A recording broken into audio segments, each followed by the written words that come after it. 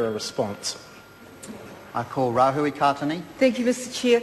As I prepared for this debate today, by sudden good fortune, a e-Pānui newsletter appeared in my inbox. And it was a newsletter from the Commission for Environmental, Economic and Social Policy, chaired by New Zealand's own environmental expert and Indigenous leading academic Aroha Te Pareaka Mead. And the newsletter was headed with a statement of vision which said, "A world where equity is at the root of a dynamic harmony between peoples and nature as well as among peoples." There wouldn't be a better model out there to demonstrate the meaning of these words than the global conference held by this Commission earlier this year. The Sharing Power Conference was a unique partnership between Te Rurunanga o Ngāti Awa, Te Whare Wānanga o Awanuiarangi, the International Union for Conservation of Nature, and participants came from right across the globe. Mr Chair, we come to this Environmental Protection Authority Bill absolutely committed to an ideal of a world where equity is at the root of a dynamic harmony.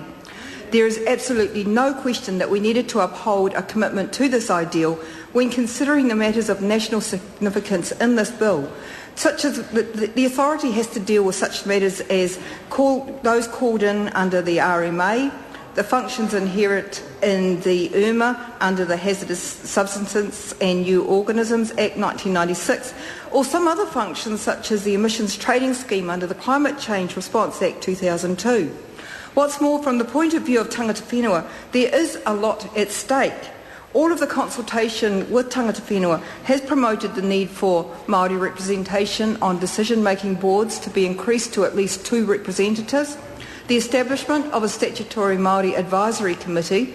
The committee should not be seen as a substitute for local iwi engagement, and iwi had a clear preference that the EPA be established as a standalone Crown agent. Mr Chair, I'm not going to dwell further into the detail of implementation other than to say that we in the Māori Party were concerned to ensure the balance, the equilibrium of so many competing priorities.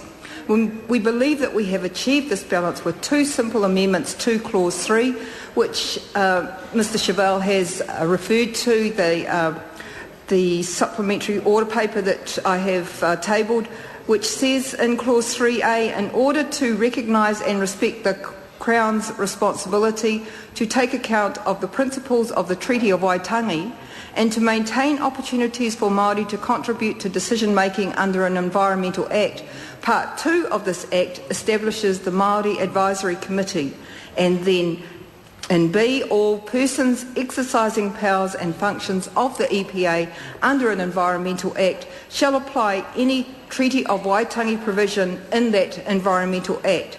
We believe that these 2 new clauses give effect to the principles of Te Tiriti o Waitangi in a way which will recognise and respect the responsibilities of the Crown to do the right thing.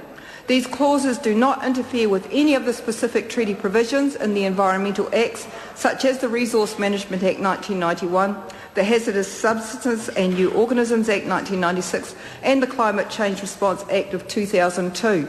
They should not create interpretation difficulties or increase the risk of a judicial view. And we appreciate the support of the Minister and his officials in helping us come to a meeting point where we could agree on a mechanism to actively protect Māori interests and to give effect to the principles of the treaty. We're really pleased to have received the approval of many other parties in this House for our SOP, and we thank you for that. Call Sue Kedgley.